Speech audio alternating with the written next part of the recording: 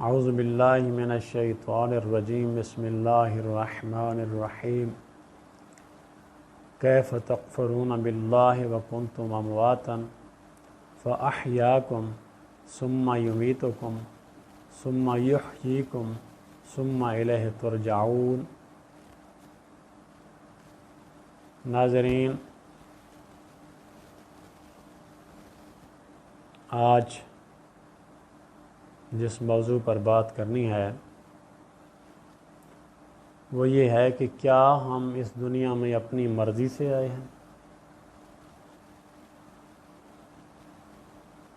کیا ہم نے اس دنیا میں اپنی مرضی سے رہنا ہے؟ کیا اس دنیا کے بعد کوئی اور زندگی ہے؟ کیا اس زندگی کے بعد پھر موت ہے؟ موت کے بعد پھر حیات ہے؟ اور پھر اللہ تبارک و تعالیٰ کی ذات اقدس کے پاس لوٹ جانے سے کیا مراد ہے؟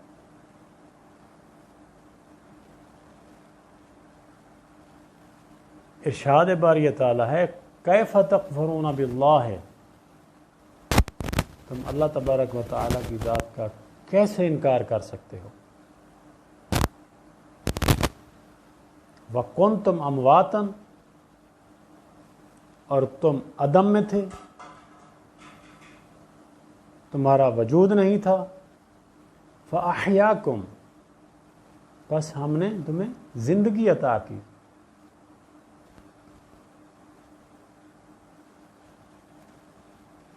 ثم یمیتکم، پھر تمہیں موت دی جائے گی۔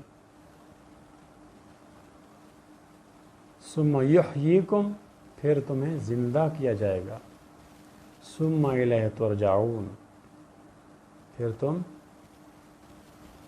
میری طرف لوٹ آؤ گے۔ تو اللہ تبارک و تعالیٰ کی ذات نے انسان کو بتایا کہ اس دنیا میں آنا تمہاری مرضی نہیں، اس دنیا میں جانا، کب جانا ہے، کس وقت جانا ہے، یہ بھی تمہاری مرضی نہیں۔ موت کے بعد کتنا عرصہ عالم برزخ میں رہنا ہے، قبر میں رہنا ہے، یہ بھی تمہاری مرضی کے مطابق نہیں۔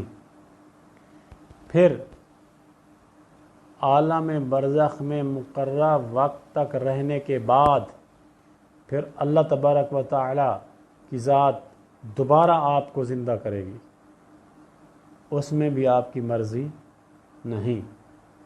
ثم الیہ ترجعون، پھر تم اللہ تبارک و تعالیٰ کی ذات کے سامنے جواب دیں گے، اس کی طرف ہمیشہ کے لیے لوٹ جاؤ گے۔ تو جب ہمارا اس دنیا میں آنا ہماری مرضی کا نہیں، جانا ہماری مرضی کا نہیں، پھر پیدا ہونا ہماری مرضی کا نہیں، اور اللہ تبارک و تعالیٰ نے ہمیں یہ بھی بتا دیا ہے کہ میں تمہارا خالق ہوں، میں نے خلق کیا ہے، میں نے پیدا کیا ہے، پھر تمہیں موت بھی میری ذات دے گی، پھر دوبارہ زندہ بھی میں کروں گا، پھر تم میرے سامنے بھی پیش ہوں گے۔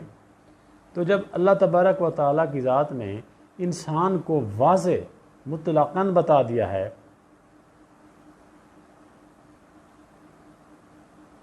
کہ تمہارا وجود، تمہاری خلقت مجھ اللہ کی مرضی سے ہے، تو ہم اس دنیا میں اپنی مرضی کیوں کرتے ہیں؟ جب ہمیں یہ بھی پتہ ہے کہ ہمیں اللہ تبارک و تعالیٰ کی ذات کے سامنے پیش ہونا ہے، حاضر ہونا ہے، تو پھر ہم اپنی مرضی کیوں کرتے ہیں؟ یاد رکھیں، ہمارا آنا اس دنیا میں ہماری مرضی کا نہیں، ہمارا جانا اس دنیا میں ہماری مرضی کا نہیں، ہمارا اٹھنا اس دنیا میں دوبارہ ہماری مرضی کا نہیں، پھر حساب کتاب بھی ہماری مرضی کا نہیں ہوگا۔ حساب لینے والی ذات اس دنیا کا کوئی جج نہیں ہوگا، اس دنیا کا کوئی زمیندار نہیں ہوگا، اس دنیا کو کوئی معتبر نہیں ہوگا، کوئی لو و لحاظ نہیں ہوگا، کوئی سفارش وغیرہ نہیں چلے گی، کوئی رشوت و پیسہ وغیرہ وہاں نہیں چلے گا۔ تو ہمیں چاہیے کہ ہم اس دنیا میں آئے ہیں تو اللہ تبارک و تعالیٰ کی ذات کے مطابق، مرضی کے مطابق زندگی گزاریں۔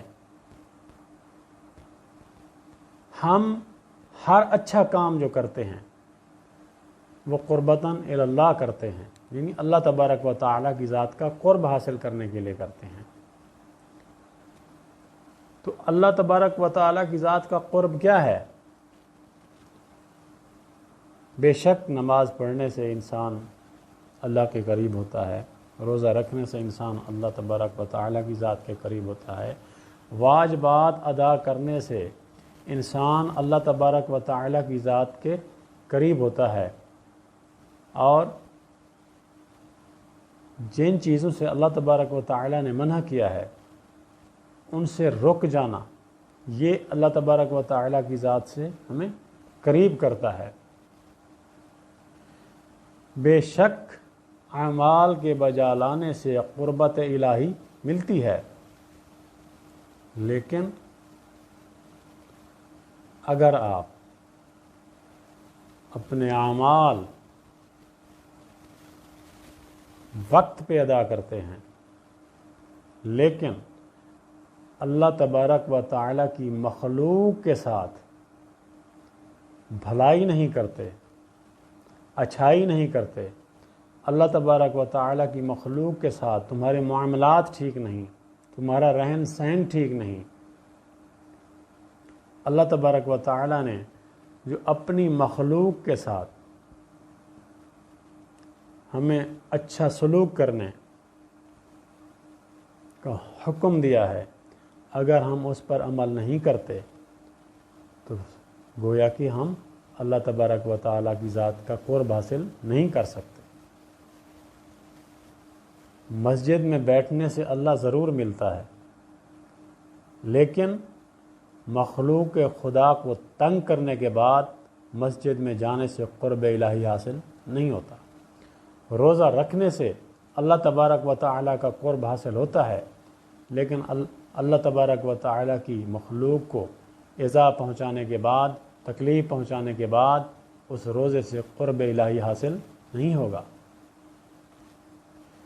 آپ جتنی نیک اعمال کریں گے، آپ سارا دن مسجد میں بیٹھیں، عبادت کریں، اگر آپ نے اللہ تبارک و تعالیٰ کی مخلوق کی خدمت نہیں کی، مخلوق کی کما حق ہو، جس طرح اللہ تبارک و تعالیٰ نے ہمیں حکم دیا ہے کہ میری مخلوق کی ویلفیئر کرو، اور ویلفیئر کرنے کے مختلف درجے ہیں، اگر ہم اس کے مطابق اللہ تبارک و تعالیٰ کی مخلوق کا خیال نہیں رکھتے، خیال رکھنے کی بجائے الٹا ہم ان کو تکلیف دیتے ہیں۔ اگر کوئی پولیس افیسر ہے تو وہ اپنے اختیارات کا ناجائز استعمال کر کے طاقت کے زور پر اگر اللہ کی مخلوق پر تشدد کرتا ہے، ظلم و ستم کرتا ہے، اور اس کے بعد جا کر مسجد میں نماز پڑھتا ہے، تو اس سے قرب الہی حاصل نہیں ہوتا۔ اگر کوئی جج ہے، وہ ناانصافی کرتا ہے اللہ کی مخلوق کے ساتھ، وہ غلط فیصلے دیتا ہے، کسی کا حق وائلیٹ کرتا ہے، تو کسی کے ساتھ ناانصافی کرنے کے بعد اگر وہ جج اللہ کی بارگاہ میں جا کر جھکتا ہے، اس سے قرب الہی حاصل نہیں ہو سکتا۔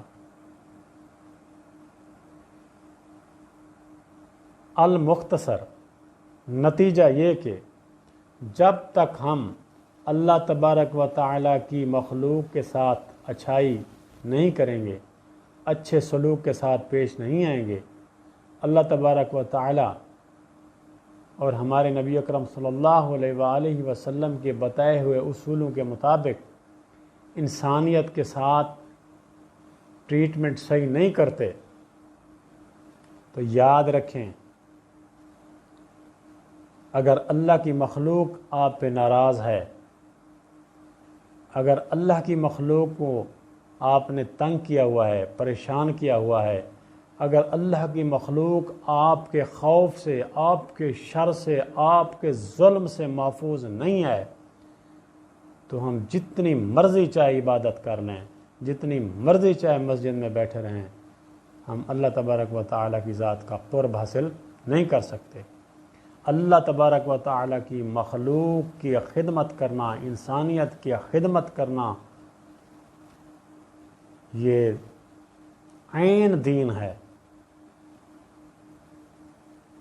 اللہ تبارک و تعالیٰ ہم سب کو نیک اعمال کرنے کی توفیق دے، واجبات ادا کرنے کے ساتھ ساتھ اللہ تبارک و تعالیٰ ہمیں اپنی مخلوق کے ساتھ اچھائی کرنے، اچھا سلوک کرنے اور ان کے ساتھ بھلائی کرنے کی توفیق عطا فرمائے۔ آمین ثم آمین۔